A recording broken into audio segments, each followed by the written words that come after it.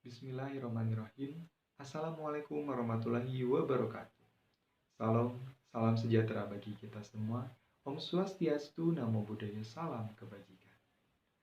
Puji dan syukur marilah kita panjatkan kehadirat Allah Subhanahu wa Ta'ala. Karena dengan rahmat dan hidayahnya, kita masih diberi kesempatan untuk melaksanakan salah satu event lomba public speaking yang diselenggarakan oleh Koperasi Mahasiswa Universitas Siliwangi.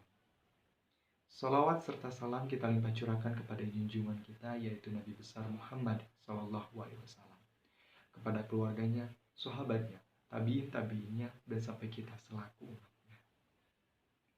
Pada kesempatan kali ini, izinkan saya Muhammad Rifki Febriansyah dari Universitas Islam Indonesia untuk memaparkan pemahaman saya tentang korelasi antara perkembangan UMKM, pengkoperasian, dan juga perkembangan perekonomian nasional Indonesia. Saudara-saudara yang berbahagia, seperti yang kita ketahui bersama bahwasanya Indonesia merupakan salah satu negara yang memiliki tingkat perekonomian tertinggi di dunia. Hal ini dapat kita buktikan dengan keanggotaan Indonesia dalam forum G20, yang mana forum G20 ini merupakan forum yang berisikan 19 negara plus 1 Uni Eropa yang memiliki tingkat GDP tertinggi di dunia. Banyak sekali faktor yang mempengaruhi tingginya GDP Indonesia dan besarnya perekonomian Indonesia. Salah satunya adalah perkembangan UMKM. UMKM atau usaha mikro kecil menengah merupakan salah satu pilar terpenting dalam perkembangan perekonomian nasional Indonesia. Hal ini tercatat dalam data Kementerian Koperasi dan UKM bahwa saat ini Indonesia memiliki lebih dari 64 juta UMKM dengan kontribusi terhadap GDP yaitu sebesar 61,07%. Tingginya UMKM terhadap perekonomian Indonesia tidak lepas dari kata tantangan. Banyak sekali tantangan yang harus dihadapi oleh para pelaku UMKM.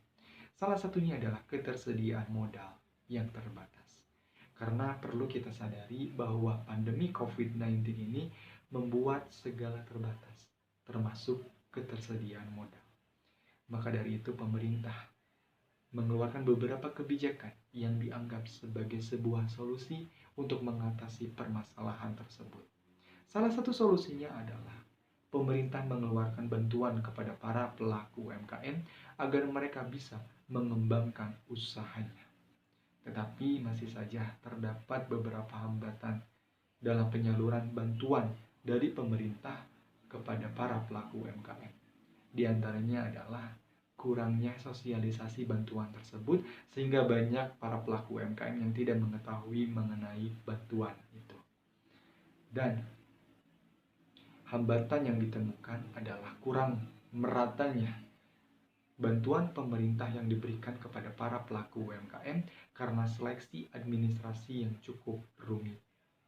Maka dari itu, koperasi hadir untuk membantu pemerintah dalam menangani permasalahan ini.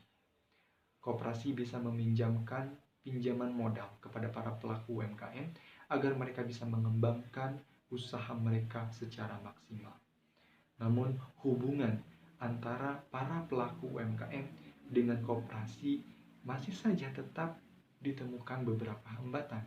Di antaranya adalah yang pertama, kurangnya ketersediaan koperasi di Indonesia sehingga akses para pelaku UMKM terhadap koperasi masih rendah.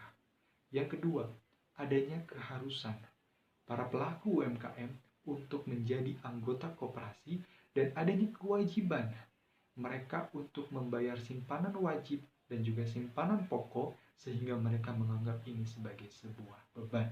Dan yang ketiga adalah kurangnya sosialisasi serta pengetahuan para pelaku UMKM tentang manfaat dari koperasi itu sendiri. Melihat dari hambatan yang ada, maka dibutuhkan sebuah solusi untuk mengatasi hal tersebut.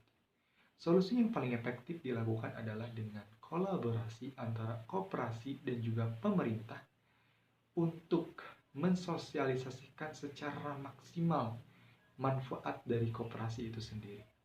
Dan untuk memaksimalkan koperasi yang sudah ada, pemerintah daerah melalui dinas koperasi sudah seharusnya memberikan apresiasi yang lebih terhadap para pegawai koperasi dengan memberikan gaji yang lebih tinggi sehingga mereka bisa bekerja lebih maksimal dan bisa meningkatkan kepercayaan para pelaku UMKM untuk bergabung kepada koperasi.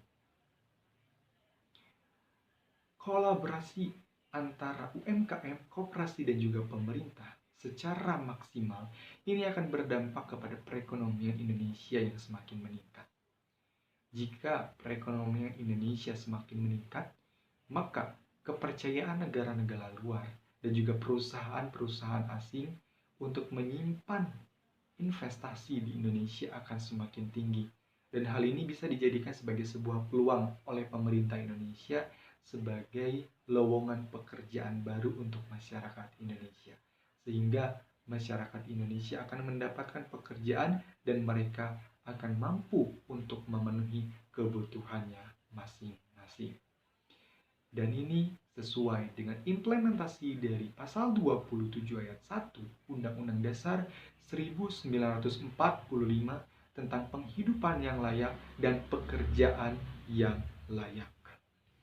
Maka dari itu, saya dan juga teman-teman sekalian sebagai generasi milenial, sebagai generasi muda, untuk sama-sama belajar dan juga memahami bagaimana itu perkembangan UMKM dan bagaimana sistem koperasi bekerja, serta bagaimana kondisi dari perekonomian Indonesia.